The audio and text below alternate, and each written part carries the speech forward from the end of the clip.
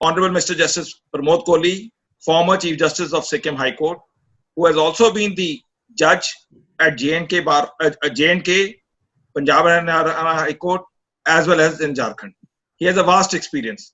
He has been the president of the J&K Bar Association, as well as the Advocate General Punjab, Advocate General J&K. Mr. Ravinder Kumar Raizada is a senior advocate who has done pro bono work under Article 370.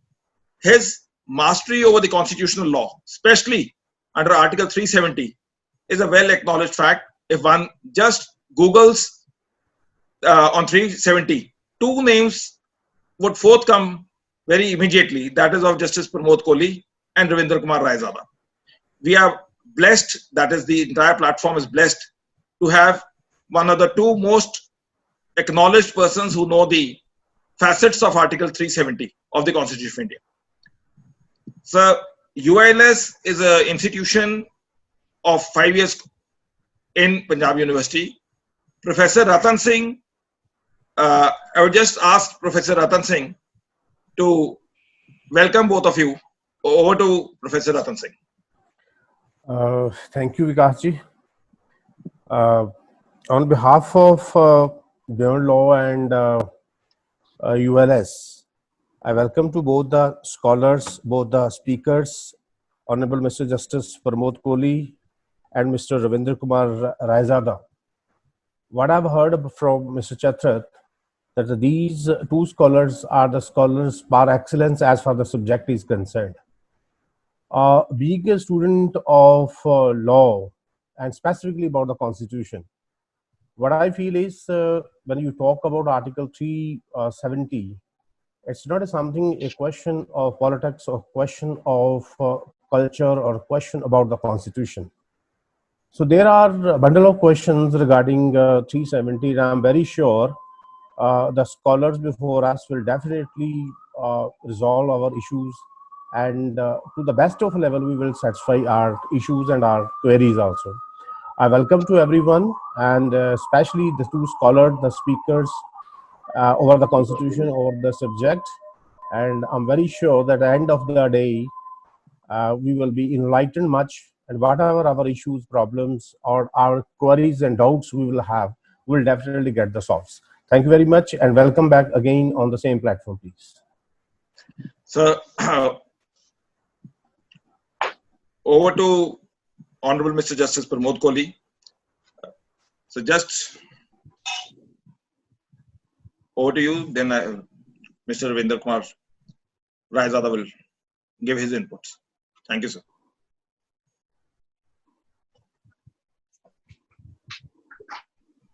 A very good evening to all of you and all the members of the legal fraternity who are participating in this evening on this talk, Article 370, looking beyond politics.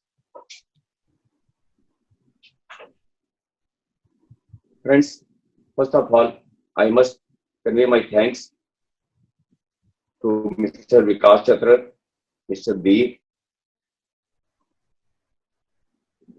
and who organized this program. Article 370 has been subject of debate right from the time of its drafting, starting from the Constituent Assembly and even after the Constitution of India came to be framed and enforced.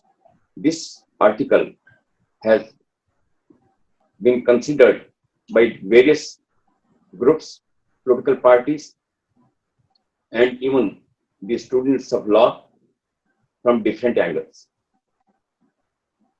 That is, I being a resident of Jammu and Kashmir and directly concerned with the impact of Article 370, therefore, I feel that I should deal with this subject. We would like to deal with this subject from three angles: the historical perspective, legal and constitutional, angle and socio-political aspect. First of all, I would like to take up the historical perspective.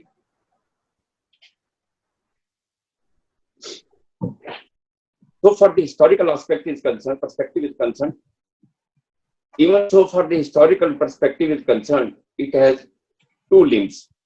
One is the framing of article by the Constituent Assembly of the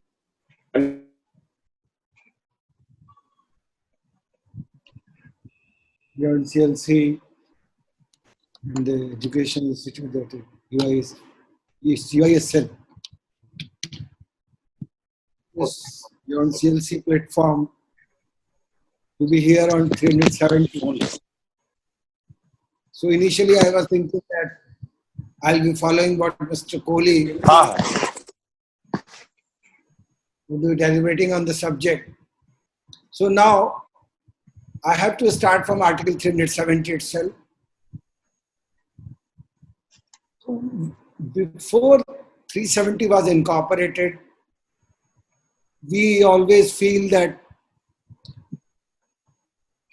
if we want to decipher 370, if we want to analyze 370, let us go to the Constituent Assembly debates, etc., so that to understand better about 370. If in public discourse, the few legal and political analysts have treated this constitutional provision as an incorporation of a theory that is shared sovereignty between Jammu and Kashmir and India. That was the shared sovereignty concept was promoted. The debates in the Constituent Assemblies are quoted to buttress this plea that the Article 370 is an example of shared sovereignty, where there is an element of shared sovereignty is shared with Jammu Kashmir State Constitution by Indian Constitution. So the issue have arisen, and I think that if this concept prevails, then the whole constitutional debate appears to be political. Understanding between two factions, I will not quote because it's beyond politics, but I'll come to the Article 370. So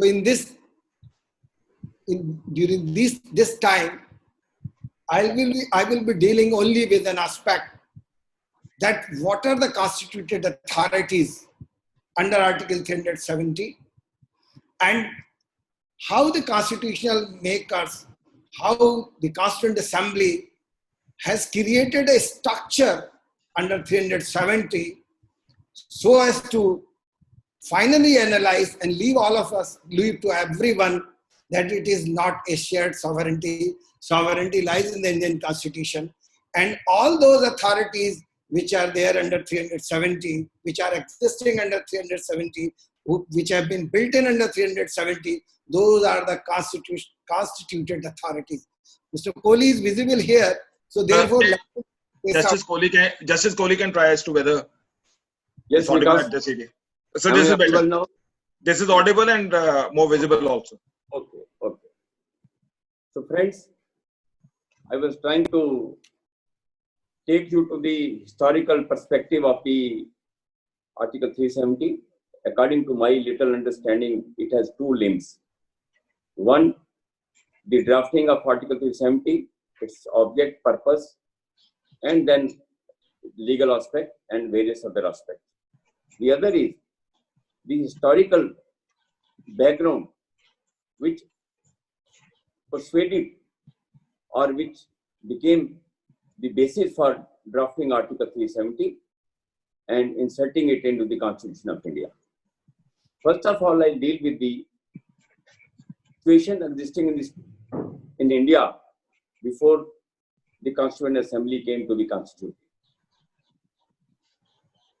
You know, when Britishers accepted the claim of the India for grant of independence, the cabinet mission was created by the then Prime Minister of British, Mr. Clement Attlee. The cabinet mission was deputed to India somewhere in March 1946. One, to hand over the power or for transfer of the power from British government to India, and second, to work out the manner in which the such transfer of power shall take. The cabinet mission mooted two things. One, that there should be a federal government. At the same time, there would be governments in the states. The second was that the federal government should have only power for four subjects, that is foreign, defense, currency, and communication. The other aspect which was mooted by the cabinet mission was they introduced the concept of execution of instrument of accession by the states. The cabinet mission constituted the Constituent Assembly. It was to be created by election from the provincial assemblies by single transferable vote system of proportional representation. Total 389 members contested and were elected. This 389 members Constituent Assembly comprised of representatives of states 292, princely states 93, and chief commissioners of Delhi, Ajmer, Kurg, and British Balochistan 4. The election to the Constituent Assembly was completed somewhere in August 1946. The Congress contested, as also the Muslim League under Mr. Jinnah. Congress won 208 seats, whereas the Muslim League won 73 seats, mostly from Muslim areas. The Constituent Assembly was constituted on 6th of December 1946. It had its first sitting on 9th of December 1946. The Muslim League did not participate and insisted for the division of the Indian continent and asked for a separate state of Pakistan on religious basis. The Jinnah refused to cooperate with the Congress and demanded a separate Constituent Assembly for the Pakistan.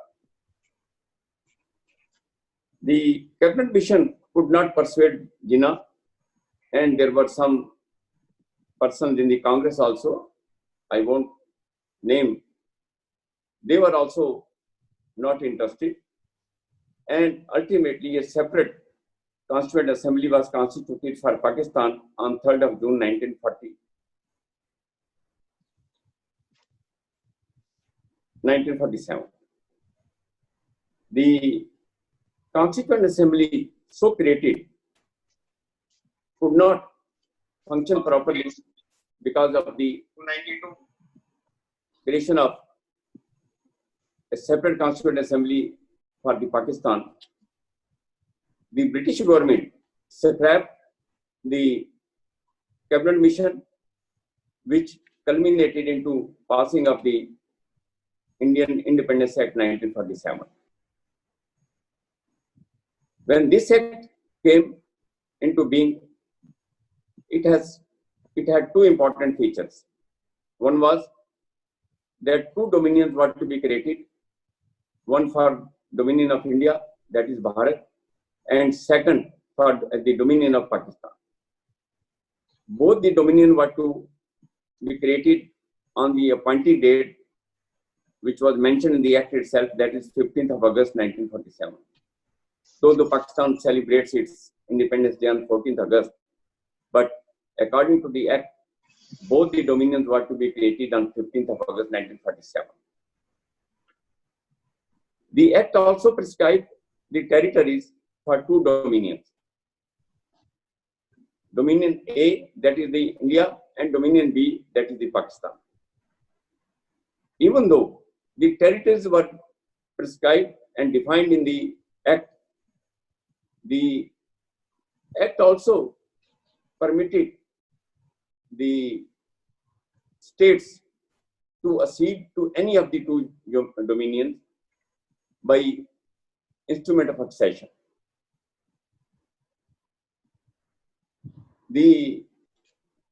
After the creation of the separate constituent assembly for the Pakistan, the remaining members of the Constituent Assembly created for the India remained 299.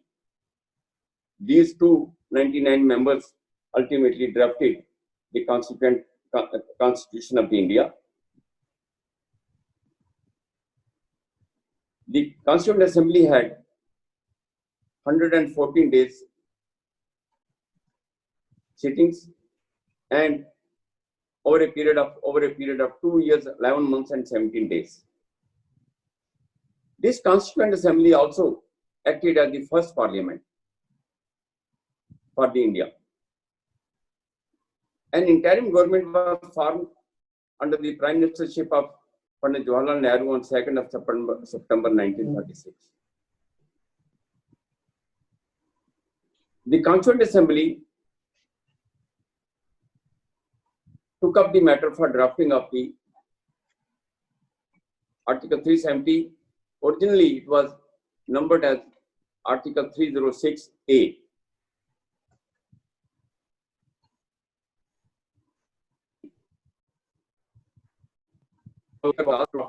This draft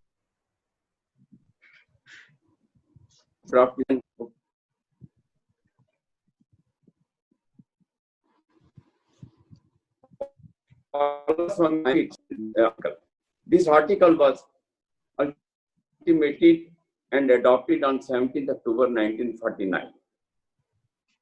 When this Gopala Swami Iyengar debated this article and placed before the Constituent Assembly various facts, the reasons given by Mr. Iyengar for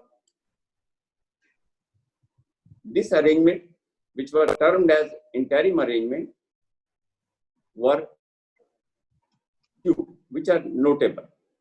The one was that a warlike situation was going on in the territory of the Jammu and Kashmir.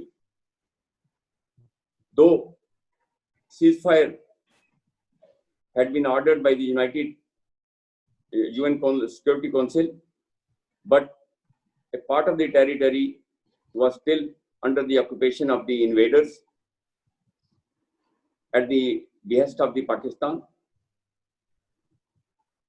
The government of India, in the meantime, had approached UN Security Council, lodging a complaint against the Pakistan for invading the territory of Jammu and Kashmir.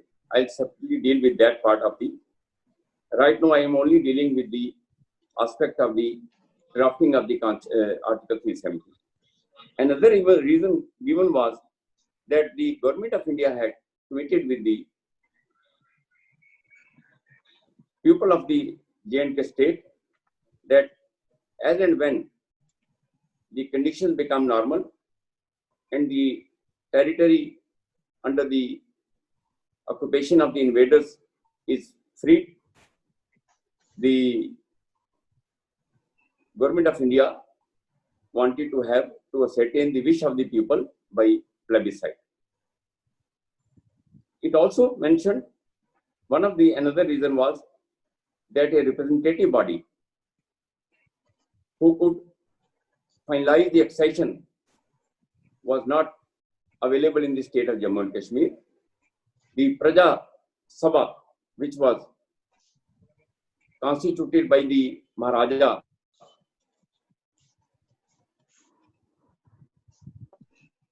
under was dead, and it was not possible to convene a constituent assembly because of the circumstances which were narrated by the Mr. Gopalaswamy Iyengar.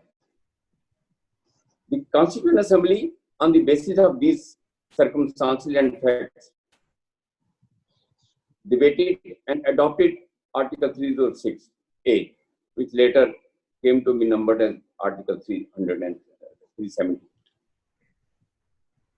This article was created as an interim measure, and the Constitution also says so, that it's a temporary.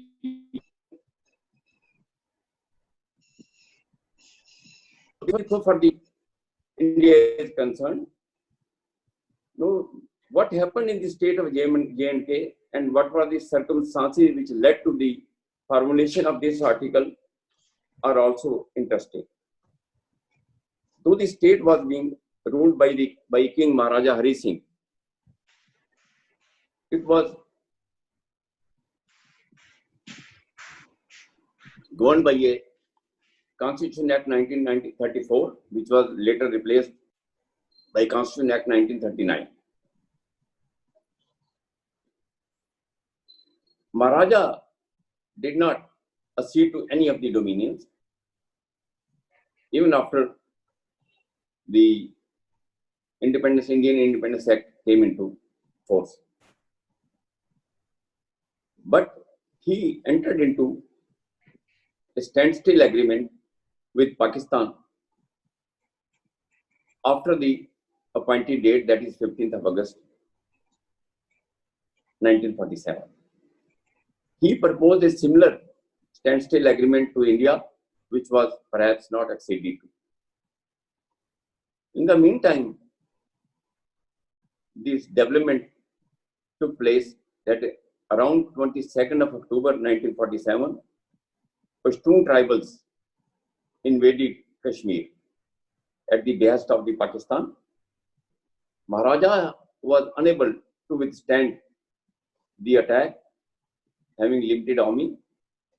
So Maharaja approached the government of India.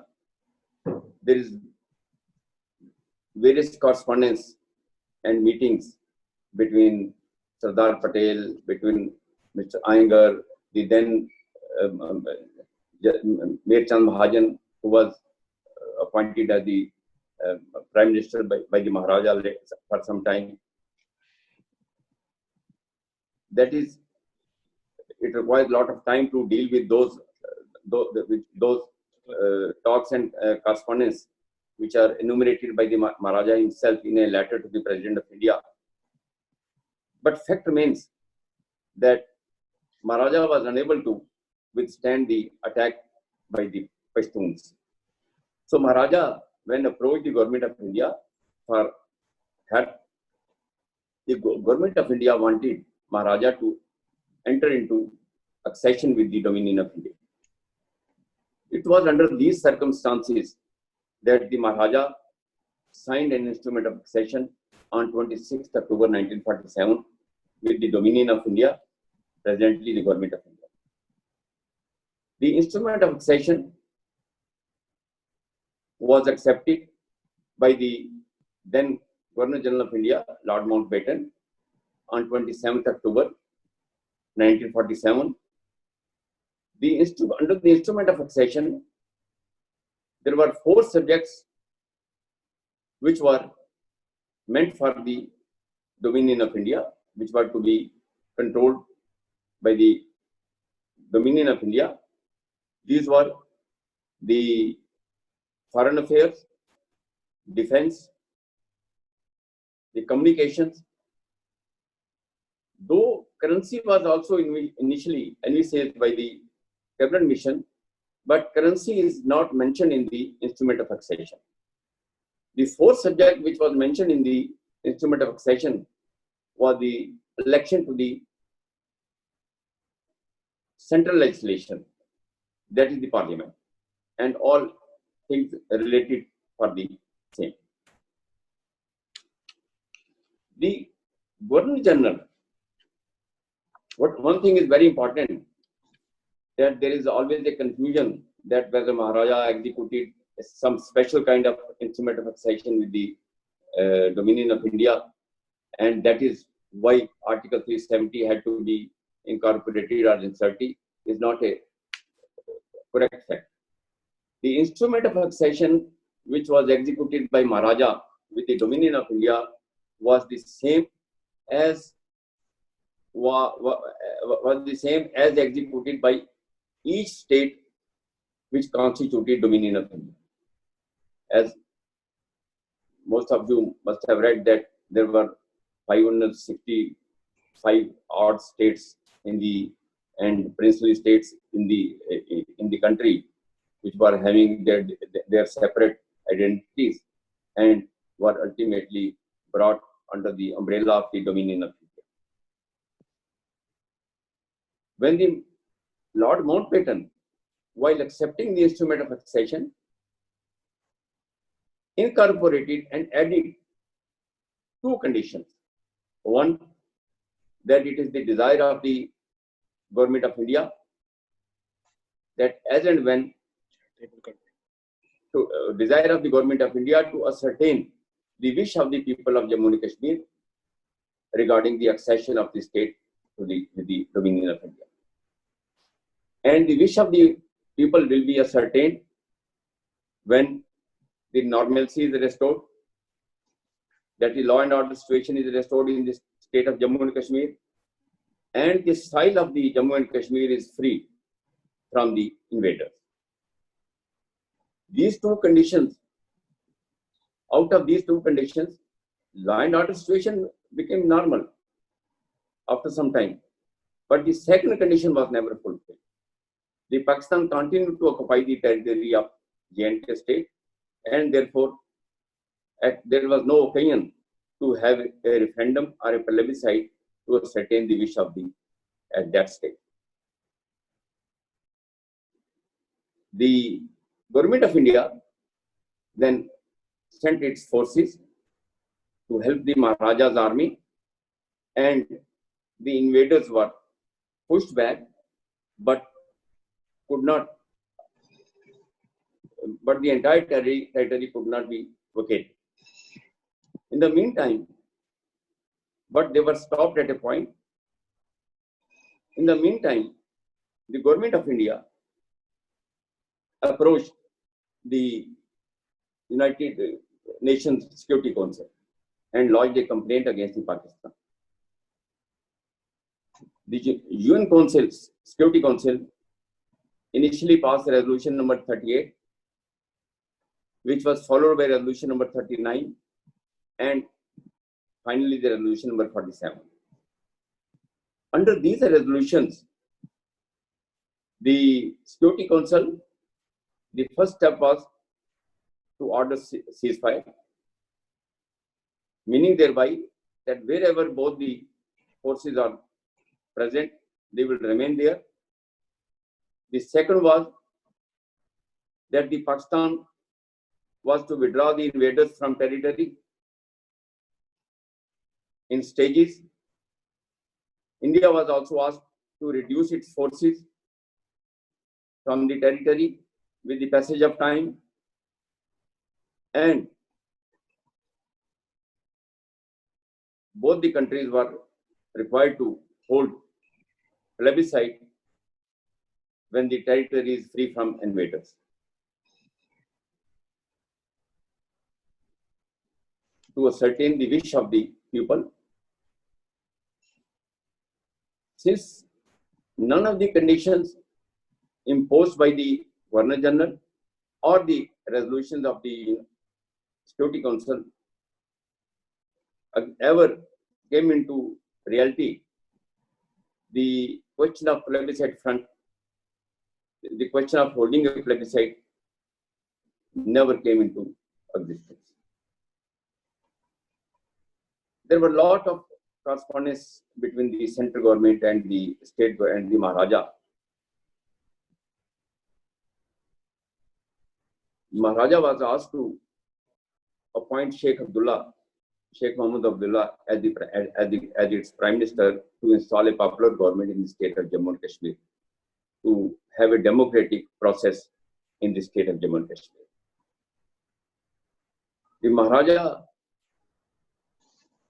issued proclamation on 5th of March 1948, appointing Sheikh Abdullah as Prime Minister. And also, the proclamation also contained a stipulation for convening of the National Assembly for the framing of the Constitution of the state of Jammu and Kashmir. Here I may tell you that other states were also given opportunity to frame their own constitution, but most of the states approached the Constituent Assembly and the center that they would like their issues to be incorporated in the Constitution of India, to be framed by the Constituent Assembly of India.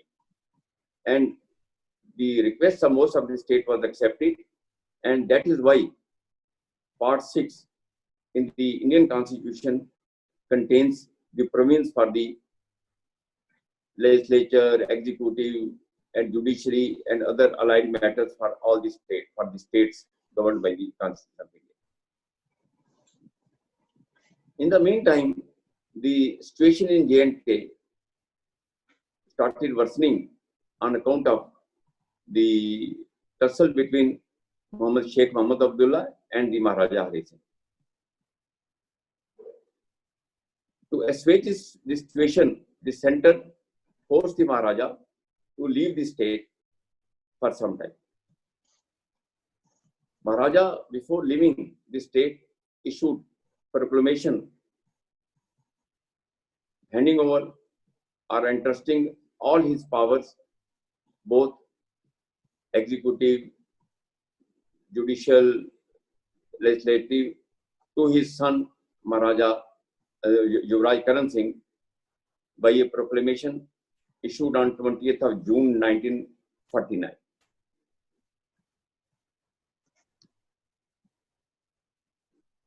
Yuvraj Karan Singh then who was earlier appointed as a regent, became the head of the state in absence of Maharaja, who left for Bombay, leaving the state. Sheikh Abdullah, after his appointment as the Prime Minister of the state of Jammu and Kashmir, recommended the convening of the Constituent Assembly for the state of Jammu and Kashmir on 27th October 1950. The central government persuaded to the Yuvraj Karan Singh, who was the head of the state, to accept the recommendations, and Yuvraj Karan Singh issued proclamation for convening of the Constituent Assembly on the basis of the adult franchise by the people of state to frame a constitution for the state by its proclamation dated 1st of May 1951.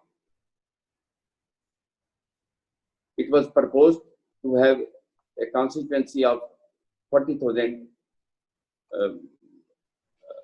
voters at that relevant time.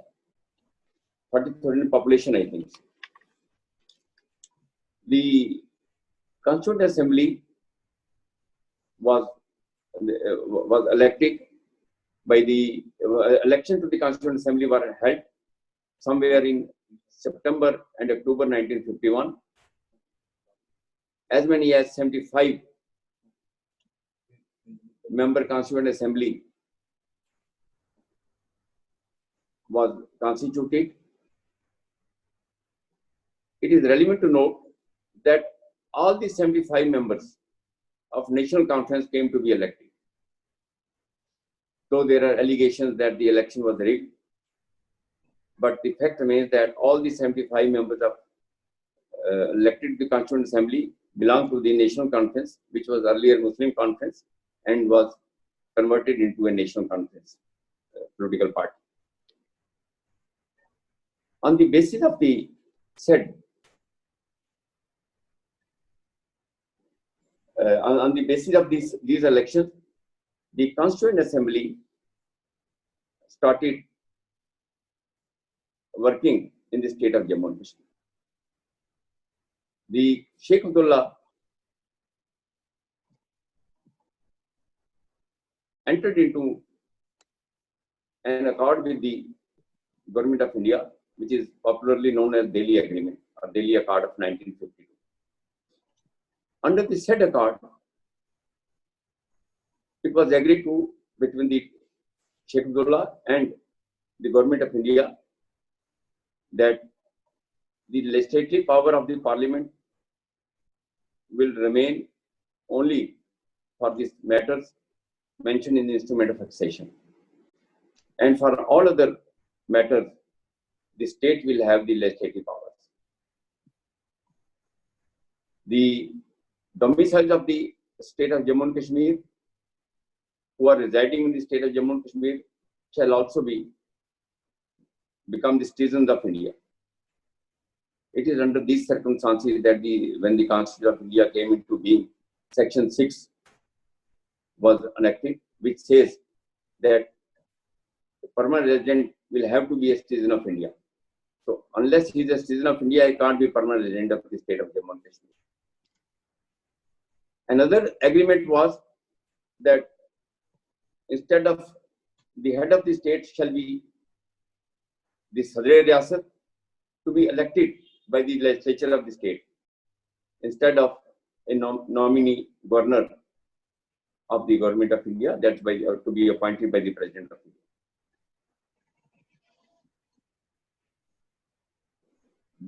The designation of the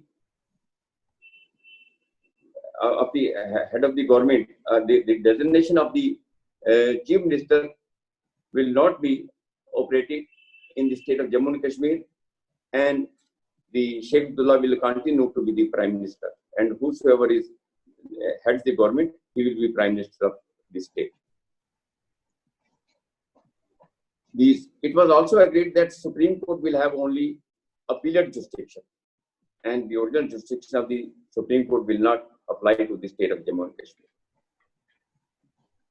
The accord also mentioned that all the fundamental rights contained in Part 3 will not be applicable to the state of Jammu and Kashmir. Though later, in Section 10 of the state constitution, all the fundamental rights available to the citizens of India were made applicable to the citizens of state of Jammu and Kashmir. It was also agreed that the emergency powers under Article 352 would apply to the state of Jammu and Kashmir only for external aggression and not for internal disturbances. After this accord, the Constituent Assembly ratified the instrument of accession on 15th of February 1954. The state constitution, which was drafted by the Constituent Assembly of the state, was adopted on 17th of November 1956, and it was enforced on 26th January 1957 with the dissolution of the Constituent Assembly of the state. Then you know that in 1953, Sheikh Abdullah was arrested. He formed a plebiscite front along with his colleagues. Then he remained in jail for a number of years. Then in 1975, there was another accord called Indira Sheikh Accord, and Sheikh Abdullah was taken out of the jail and again made the chief minister of the state. The designation of the Sadr Riyasat and of the chief minister remained as such till 1965. It was in 1965 that the state constitution was amended and the prime minister was redesignated as chief minister, and the Sadr Riyasat was used to be elected by the legislature, though he was to be recognized by the President of India.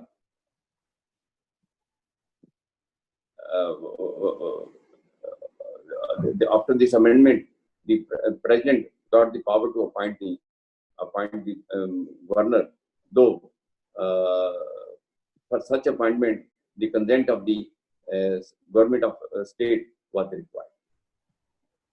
These are the historical backgrounds so far the state of Jammu and Kashmir and the framing of Article 370 is concerned. I would ask Mr. Raizada to deal with the structure of Article 370, then we will proceed further for other aspects. We will go for the Q&A. So thank you. The entire history of around 70 years, it couldn't have been brought in a much lucid manner in a 45 minutes. Thank you, and over to you, Mr. Ravindra Raizada. So, as Mr. Kohli narrated, the political scenario in 1947, war hostilities, UN Security Council tangle, all these three factors cumulatively affecting the whole discourse or constitutional discourse in respect of Jammu and Kashmir. Why I am saying so, this thing is when Article 306A,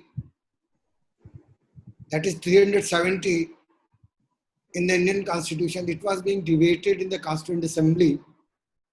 So if you carefully look into the debates, nowhere the structure was discussed. Nowhere. Due to paucity of time or because of several factors that Indian government had committed, what in Security Council, etc. So therefore, everything was in a fluid situation.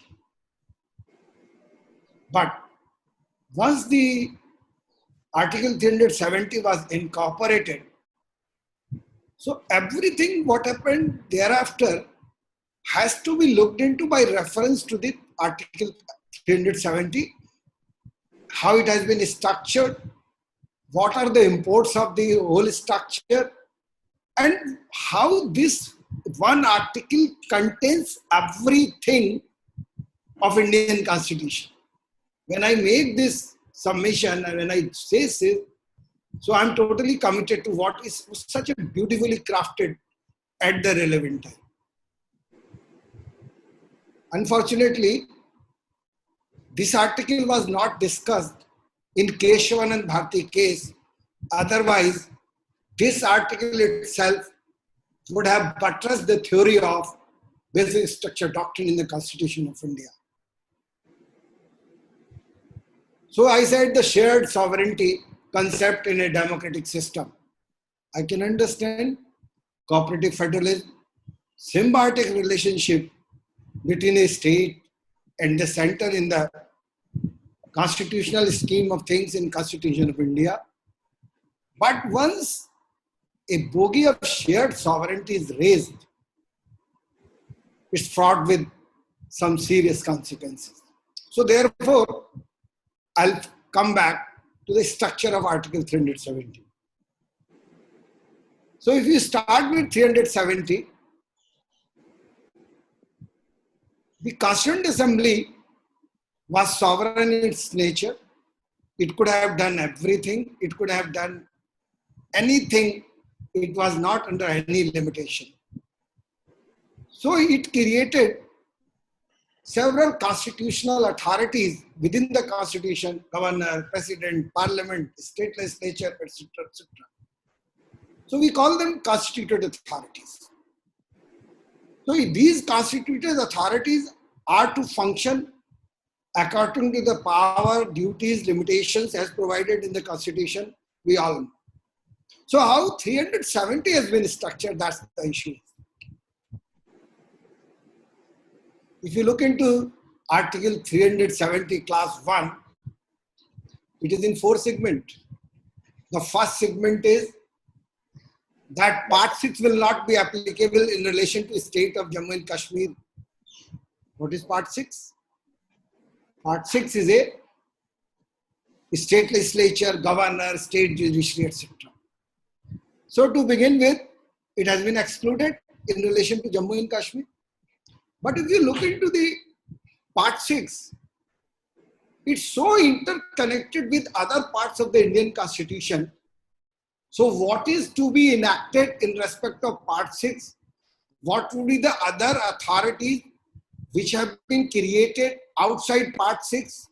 How they will function within part 6, which has been created, which will be created by the State Constituent Assembly. Why I'm saying State Constituent Assembly?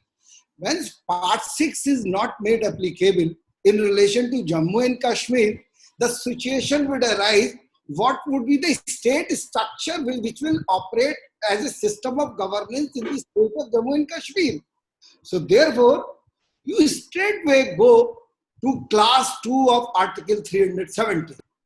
Then you will find that the State Constituent Assembly is to be convened to frame the state constitution. So, read class 1A of Article 70 with class 2. Then you will feel that so far as the Article 370 is concerned, primarily the State Constituent Assembly was invested with the powers to frame the state constitution, which may be paramateria or like part 6 in the Indian Constitution. Nothing more than that. Nothing more than that. So then what exactly happened? Now you go to class B of class 1 of 370, then you will find the legislative relationship between the union and the legislature and the state legislature, which you already have in the Indian Constitution. I will not deal with that. 370 class 1C says Article 1 and 370 will be applicable. No issues.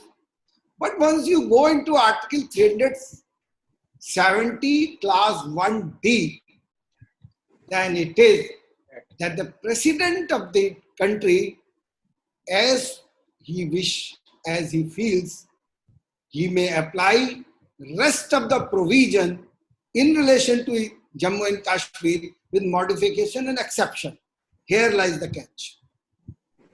The issue is that instrument of exception comes into play when you go to class 1 subclass D. You look into everything. Then everywhere class 3, when you go, then president will notify freezing of the article 370 itself, modification in the article itself, exception in the article itself, and class 1 subclass D says president will apply with modification exception the rest of the Constitution of India in respect of Jammu and Kashmir. Friends, what is the nature of these powers? These are because the president is there. So if the president is invested with these powers, then powers are executive in nature. Can Constitution of India with modification and exception can be given, an application with modification exception be given to a executive head and with executive power with no accountability? No. Here I will refer you one case, that is A.K. Roy versus Union of India. That is 1982 Supreme Court. What it says, they question the 44th Amendment of the Constitution. The Parliament has left it to the executive to apply 44th Amendment, to enforce the 44th Amendment. The Government of India did not decide or decided not to apply, not to enforce that 44th Amendment. The A.K. Roy, this question came up, that power to apply the constitutional amendment. Here I'll take a pause. That what are the constituent powers? If you look into the nature of what is the constituent power does mean, because the constituent power without any limitation or whatever, when the Constituent Assembly was constituted, it had the constituent power to make the original constitution. So therefore, once you make an amendment, deletion, repeal or whatever you do, these are the constituent power. So therefore, power to make a modification, power to repeal the constitution would or apply the same would be a constant power. So A.K. Roy says, power simpliciter, applying a constant constitutional amendment would not be a constant power until and unless it is supported by power to amend or repeal the constitution, any constitutional provision. So A.K. Roy says if the power to apply the constitutional amendment or by repeal or a modification would be a constant power, then you go to Article 370, Clause 1, Subclause D. It says power to apply with modification and repeal without restriction any constitutional provision in respect of Jammu and Kashmir. You will positively say that these are the constant powers. Once the President has power to freeze Article 370, make modification under subclass 3 of Article 370. So the nature of this power is constant power.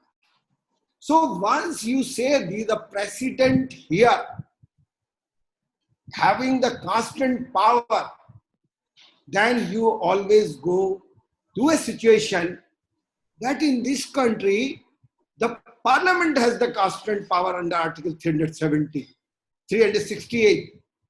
That's why I am saying one more thing, that I am not saying that the constant power of the President under Article 370 are coextensive with the powers of Parliament under 368. I'm not saying these are powers inferior in character, but it doesn't mean that it ceases to be constant powers.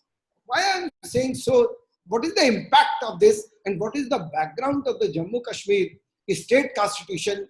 All these provisions, if you look into the state constitution of Jammu and Kashmir of 1956, absolutely you will find so many provisions therein which are not exclusively belonging to the parameteria provisions of Part 6. These are the provisions, so much provisions you will find a parameteria provision. You see section 139, 140, it is not in Part 6.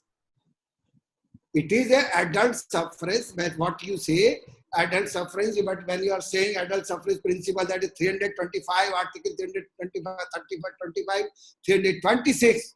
So these are the provisions. Right to vote is not in the Part 6. How state assembly will be created or it will run, the voter, how people will vote for it, it is not in Part 6.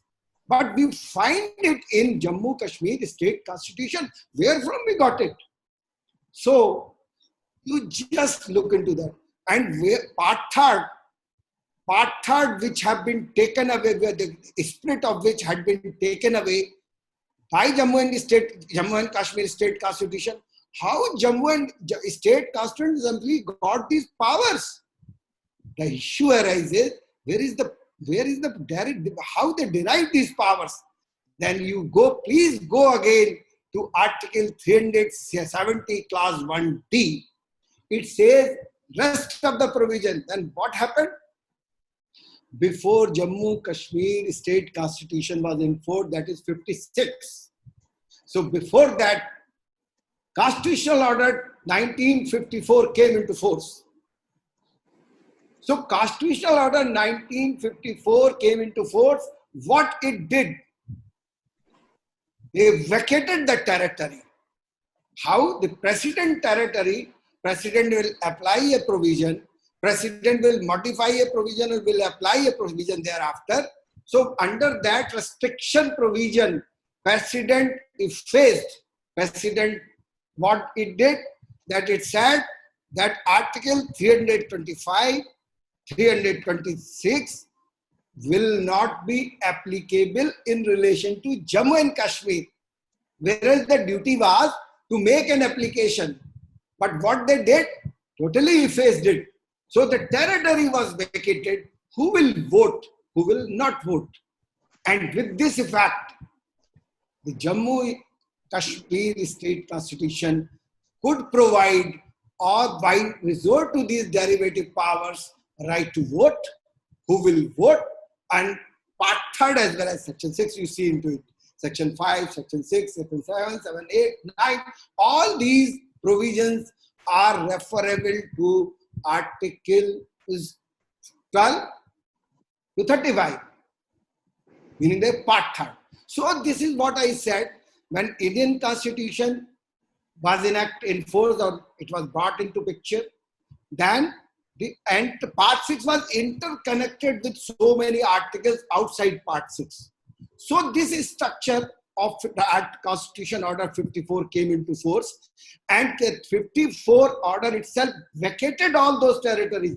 President did one thing, vacated the territory, effaced that provision. This provision will not apply in relation to Jammu and Kashmir. This provision will not apply to, and when the territory was vacated, this was occupied by State Constituent Assembly, which was operating from 1951 to 56. So 54, all these provisions were enacted, drafted and formulated by State Constituent Assembly after 54 only. Otherwise, they had no power to enact or draft these provisions.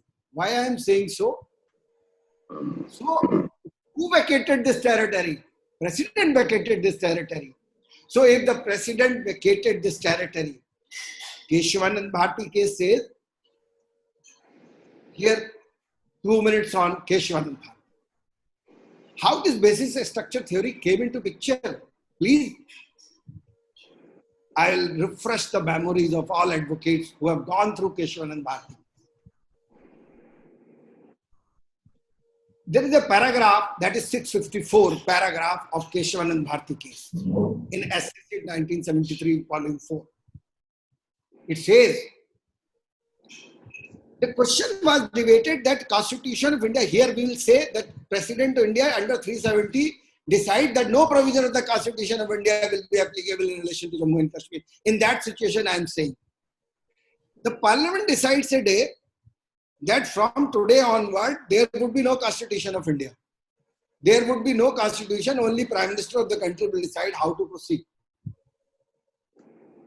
as per his own choice. So this question was answered by Supreme Court in a following way, that in Indian Constitution, Article 60 is a constitutional provision wherein the President of India is under oath to defend, protect Indian Constitution. So he says that if the Parliament decides, Parliament does mean Lok Sabha, Raj Sabha and President. So if the Parliament decides to abrogate the Indian Constitution in totality, then how the President, who is under constitutional oath under Article 60 to protect and preserve the Constitution of India, he can sign on those lines to abolish his own office and whole Constitution of India to protect or defend.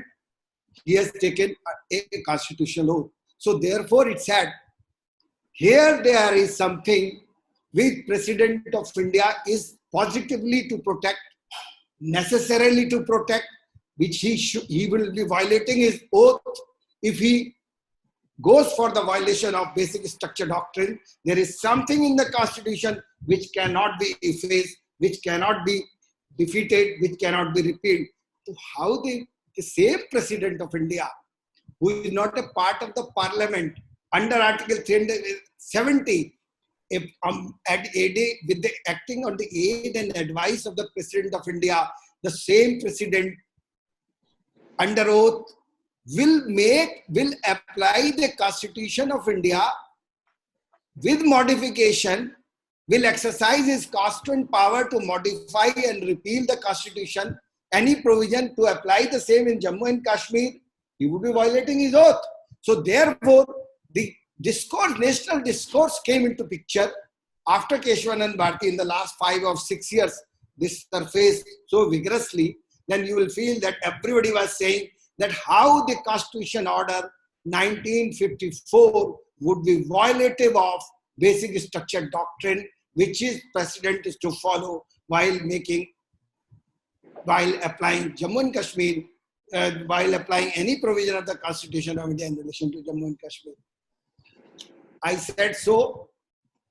Now it's time up. I understand that Vikas must be looking into his watch also. So therefore, what I'm saying, topic is varied, but I'll close this topic with this, that when if you look into that Constitutional Order 1954 in so many respects violated flagrantly the basic structure doctrine. Whatever the political compulsions of the government were, I don't know, whatever the political agreement or understanding by way of Delhi Agreement had arrived at, it was post 370 situation. So therefore, they could not have gone they could not have gone for an understanding violating the basic structure. So, Constitution Order 1954, blatantly violative of basic structure doctrine. If the central government in August 2019 had taken a course correction to restore or redeem the basic structures of the Constitution by applying the Constitution, where is the issue of challenge to all these type of things? And this is what I leave it to all the gamut of participants. If I am wrong, please analyze this situation and let it be a public debate, let it be a political, no, without any politics, that how we can compromise on basic issues of basic. Thank you very much. Thank you, sir. And before the formal vote of thanks, I would like to thank Justice Kohli, who introduced. Because I would just for 2 minutes, I would like to mention about the socio-political impact. Just in brief. Yes, sir. What is the problem of Article 370 so far J&K state is concerned? The woman in the state of Jammu and Kashmir, if marries to a person outside the state of Jammu and Kashmir to a non-permanent resident, he loses the right to property. She can't have employment in the state. Her heirs can't have education in the higher institutions. They will not inherit, they will not acquire the property in the state of Jammu and Kashmir. So this is the one aspect which is impact of Article 370. Though there is a full bench judgment, and fortunately, I had the occasion to appear as a lawyer in that case on behalf of the petitioner, and there were 2 honorable judges from Punjab and Haryana who constituted the full bench and delivered the judgment. Then the second is the IAS and IPS officer. You know, all of you know that under the Indian Services Act, the IAS and IPS officers and other all India services are allocated to a state. And mostly they serve in a state for 30 years, 40 years, 25 years, and they settle in the state. But in case of Jammu and Kashmir, no IAS, IPS officer would like to settle because they can't acquire property. They can't have education of their children in the state of Jammu and Kashmir. Their wife, their spouses or the children cannot have employment in the state of Jammu and Kashmir because of Article 35A, which is directly in contravention to Article 13 of the Part 3. Then, one thing I may tell you, there is no major industry because of Article 370. No health institution has come to the state of Jammu and Kashmir because of Article 370. All the reservations, except scheduled caste and scheduled tribes, no other reservation is applicable to the state of Jammu and Kashmir. Then a very revealing thing I will tell you, that 21 Paramvir Chakras have been awarded in the country so far. Out 20 to the army personnel and 1 to the air force personnel. 13 out of 21 Paramvir Chakras personnel, 13 sacrificed their life in the state of Jammu and Kashmir to defend the territory. These persons can die for the state of Jammu and Kashmir, defending them, the people of this state and the territory, but they can't live in the state of Jammu and Kashmir. This is the impact of Article 370. Valmikis were brought by Sheikh Abdullah. to serve in municipalities.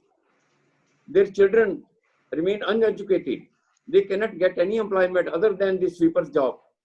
This is the impact of Gorkhas, who served the state for the last more than 200 years. They cannot get employment. Their children cannot get employment. They can't acquire the property. West Pakistan refugees who entered the state in 1947 and at the request of the Sheikh Mohammed Abdullah, they settled in the state of Jammu and Kashmir. They are without, they have no right to vote for assembly, panchayat and other civic body elections. Of course, they are entitled to vote for the parliamentary election. Their children cannot get education in the higher institutions. They cannot get employment. So these are the adverse impacts of Article 370, which have been removed now by the notification of 5th and 6th of August 2019. So there are many subjects. Article 35A you must have seen, which is also subject matter of debate now in Supreme Court. It says that nobody can challenge the privileges granted to the state subjects, permanent residents of the state, for employment, for education, for scholarship, and so many things. These are, whereas Article 13 says that any law existing or to be enacted hereafter shall be void if it is shall be void if it contravenes any of the provisions of the Charter. So Article 35A, Article 70, and the various orders issued, that particularly order, Presidential Order 1954, are in direct violation of Article 13 and so many provisions of the. Therefore, my point is that this article had only adverse impact. The Pakistan provoked the Valley people on the basis of this article. It prevented total integration of the people of Jammu and Kashmir with the Union of India.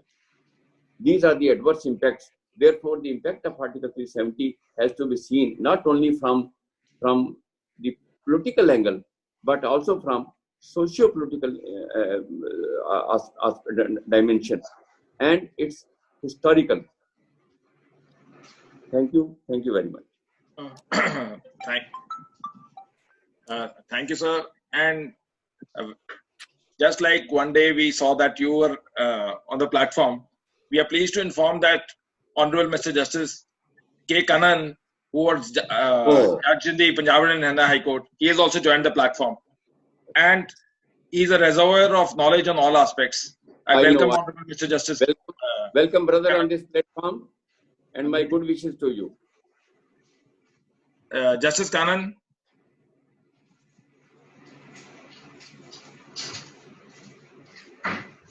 Sir, welcome on the board. Justice Kannan. Yeah, it's my privilege to join.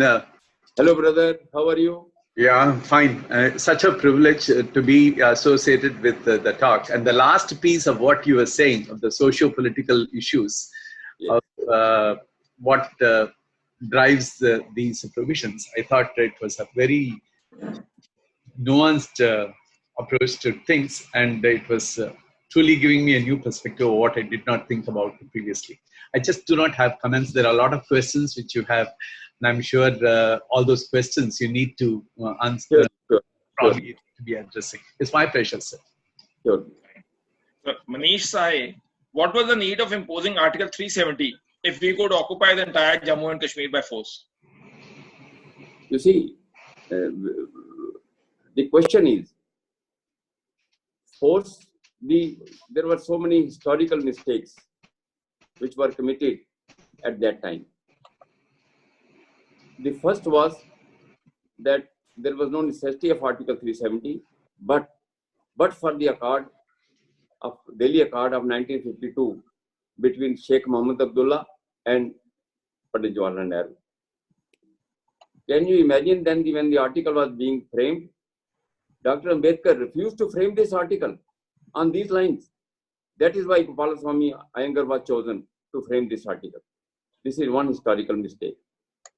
The force could have been used, But unfortunately, the government of India approached UN Security Council and got the resolution. It was a complaint, but unfortunately, the resolution passed by the UN Security Council worked against India. So on the similar lines, Deepak Verma asks, do you think going to the UN by the Indian government at relevant point in and around 1949 was a wrong step? If yes, whether revocation of Article 370 according to you is justified? And if no, what is your suggestion for taking back of POK now? You see, it's not a total revocation, but rather the government of India right now did the best thing to utilize this article for breaching its impact. Article 370 does not stand abrogated right now. If you read the CO number 272 and 273, the impact of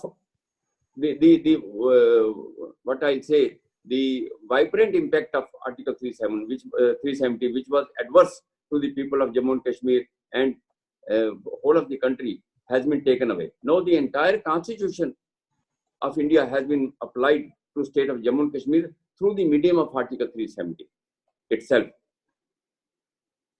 And this is the right thing to do. A historical blunder committed at that time has been rectified. Sai Amar Vivek asks, my question is the very beginning of part 21.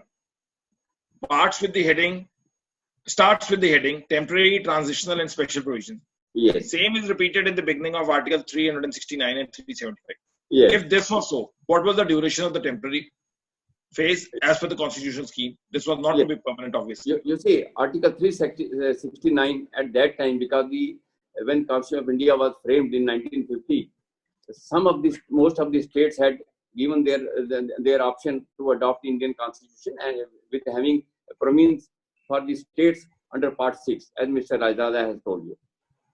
But Article 369, till the state legislatures are able to enact provisions under the state list, the Parliament was given authority for temporary. It was again a temporary measure under Article 369 to frame laws for under the state list, that is list 2 under Schedule 7, for a period of 5 years. Those laws to remain in force for a period of 5 years and not thereafter. So Article 69 is a temporary measure, is again a temporary measure under the same part. But so far 370 is concerned, it was a permanent feature. There was no limitation. Article 369 itself says that it is the laws to be enacted by Parliament for the period of 5 years and not beyond that. But Article 370 was made by almost a permanent feature. Though the debate assembly, Constituent Assembly debates say that it's a temporary measure, it's an interim arrangement. There's a distinction between the two. So Shubham Gupta, Article 370 stands abrogated. Does the issue of plebiscite still subsist or no? You see, according to my understanding, the issue of plebiscite does not exist for a variety of reasons. One, the acceptance of instrument of exception, which impose a condition that wish of the people is to be ascertained. There were two conditions to reach that stage. One was to restore law and order, which has been done. Second was the territory to be vacated by the invaders. And these two conditions were also in the resolution of the UN Security Council 3847, that the Pakistan would withdraw from the territory and the territory will remain under the occupation of India, though the forces will be reduced to enable the population of the state, including the territory occupied by the invaders, to vote for or against the instrument of accession. Then, after the independence, many elections have been held. The people have voted for the parliamentary elections. So these resolutions and this condition has been rendered odious, redundant. And where is the question of plebiscite now? It is impractical. Pakistan continues to hold our territory. So that is why UN Security Council also never enforce its resolutions, because they know it can't be. Sumiti Jain, whether Pakistan has jurisdiction to move to the International Court of Justice, what remedies we have to capture POK by using diplomatic course? You see, Pakistan cannot go to Security Council, and Pakistan has not gone for the simple reason that the conditions under the earlier resolutions are that they have to vacate the territory, they have to withdraw the invaders, which Pakistan does not want. That is why Pakistan has not invoked the jurisdiction of the International Court. Otherwise, it would have gone. Tanishq Argin, why one state was given so much power, why Kashmir was not treated like anything? That is a comment, it's not a related.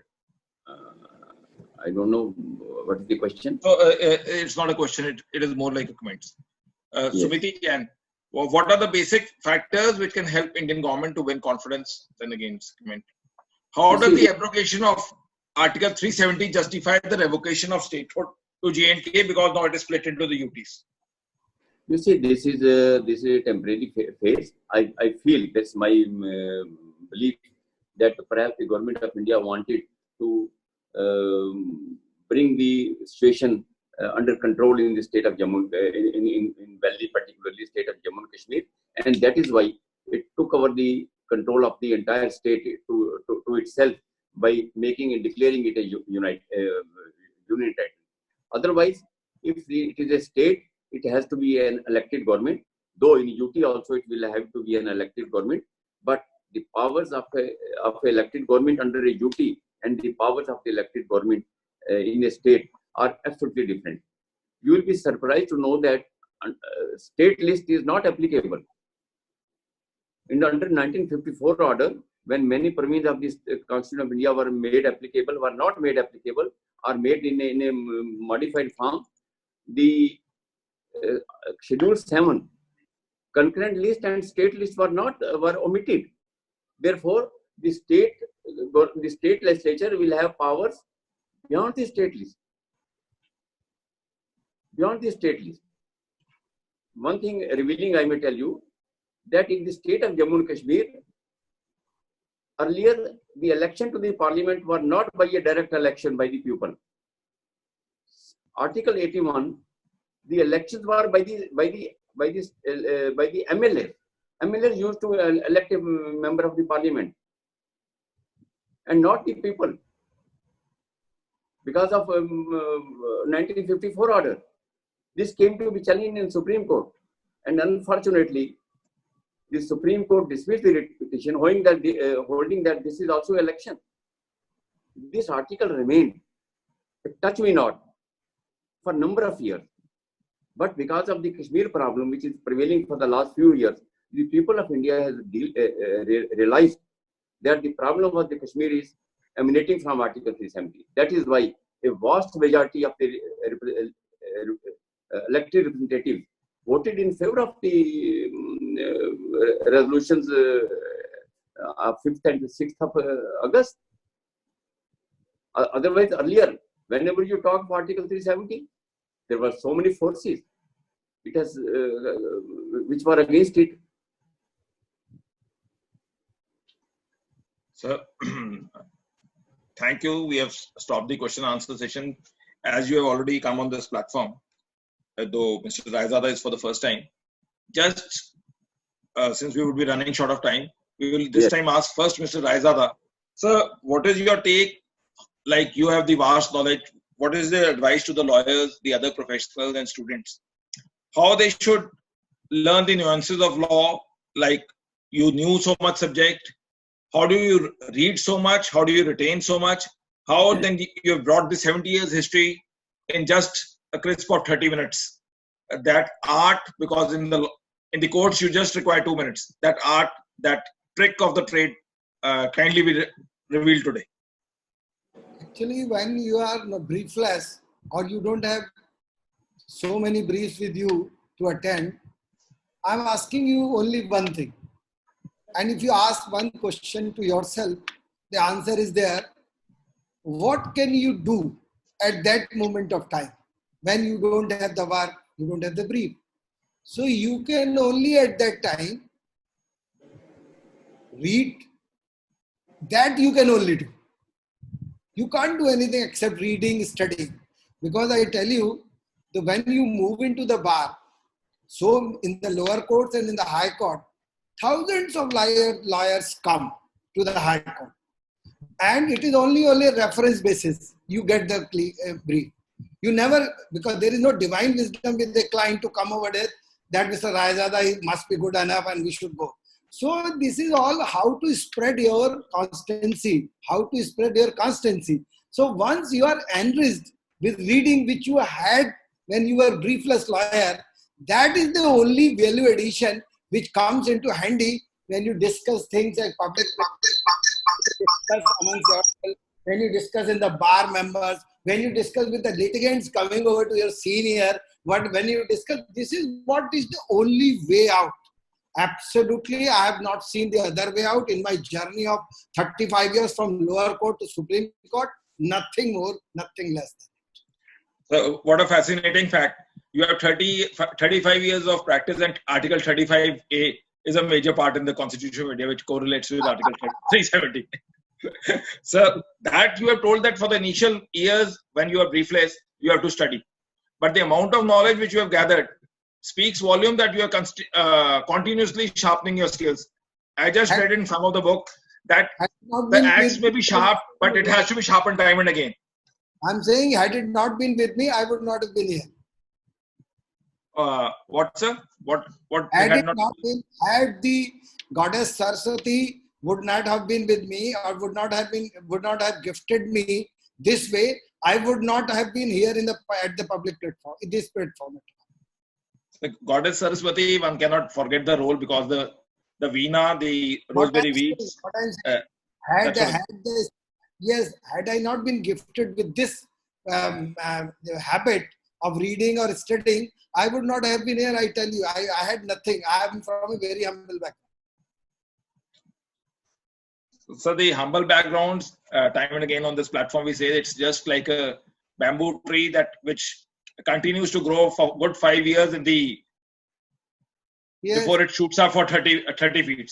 So according to you, any lawyer who has to succeed, he has to put in a lot of hard work, because they say once the foundation of the building is strong, then the building survives. I say for 16 years, I worked in labor courts, civil courts only. I had not seen high court even in my life. For 16 years, can you believe? So labor and laboriousness, according to you, is the key to success. What I'm saying, because I had nothing to say, I had nothing to do except study and be in the bar. Be in the bar. Bar is the nursery. Bar is the ground where I developed myself. So bar is the barometer of any success also.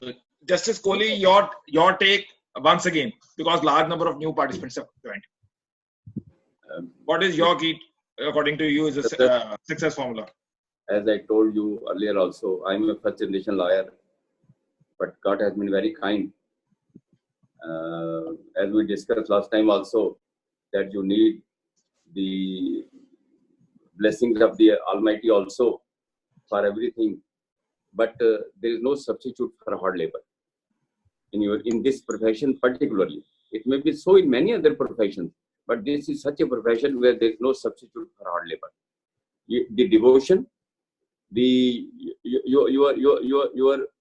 your conduct, you have to win the confidence of the court, of your client, even of opposite lawyer, and that you can do by your conduct, by your hard labor, by your devotion towards your profession. These are the factors which make you a lawyer.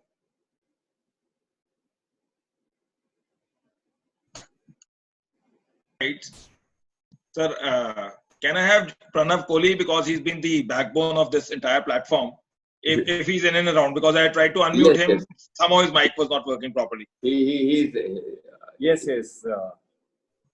Yes, how are you? Pranav, Keeping, sir? Pranav, we would like that since you have been a backbone. Pranav, could you come towards Justice Kohli because that there's no audibility as such.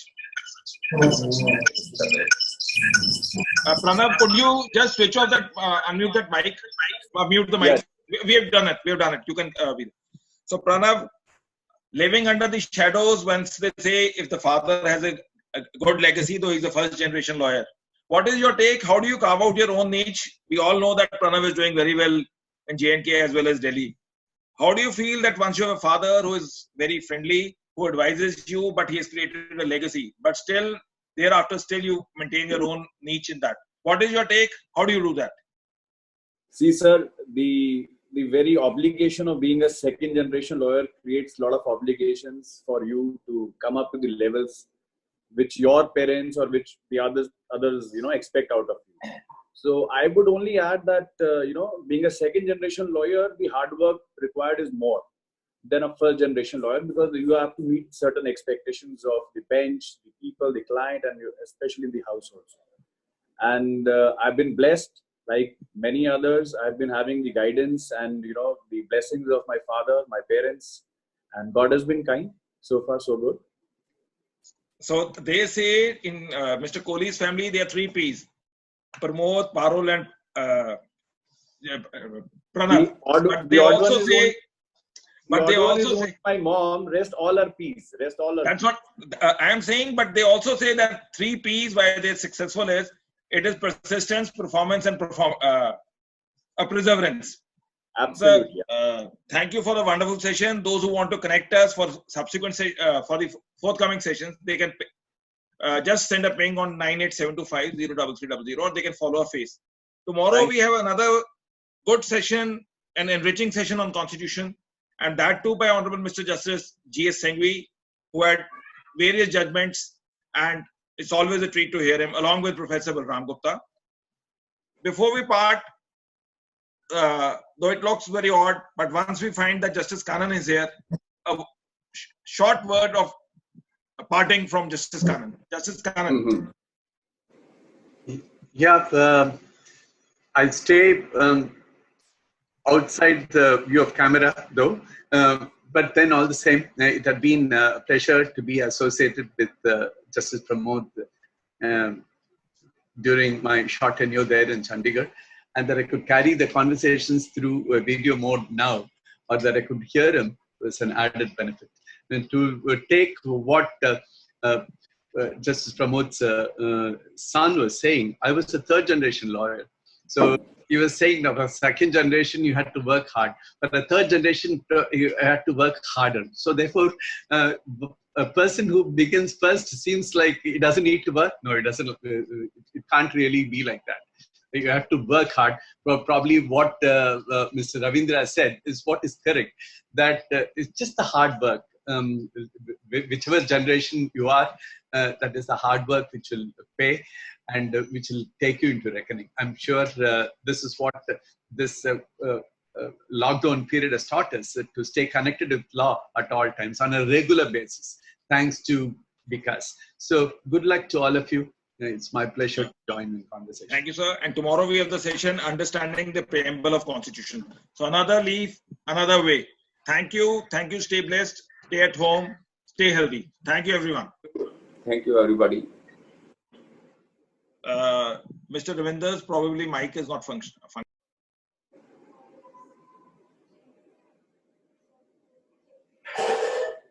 Thank you.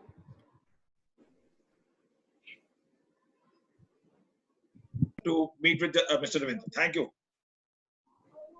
Thank you.